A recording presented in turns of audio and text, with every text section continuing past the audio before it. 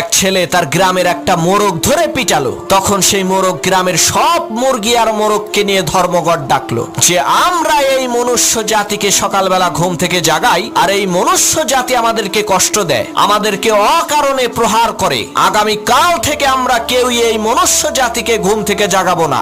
দেখি ওরা কি করে কাজকর্ম করে খায়। যে কথা সেই কাজ। তারপরের দিন সকালে সেই গ্রামের একটা মোরগও ডাকাডাকি করলো না, চুপ করে রইল। কিন্তু তারা ক্ষোভ থেকে বের হয়ে দেখলো একই অবাক কাণ্ড। গ্রামের সব মানুষ ঘুম থেকে উঠে তারা তাদের কাজকর্ম করছে। তখন গ্রামের সকল মুরগি আর মোরগ বুঝতে পারলো আমরা যদি না থাকি, বাকবাকুম করে না ডাকি, তাহলে মানুষের জীবন ধারায় কোনো পরিবর্তন হবে না। ঠিক একই ভাবে বন্ধু, তুমিও যদি না থাকো এই পৃথিবীর কিছুই আসবে যাবে না। তুমি তো ভালো, পৃথিবীর বিশাল বড় রাজা বাদশাহ নবী রাসূল তারাও চলে গেছে, তাই বলে কি পৃথিবী থেমে আছে? পৃথিবী তার আপন গতিতে চলছে আর কিয়ামত পর্যন্ত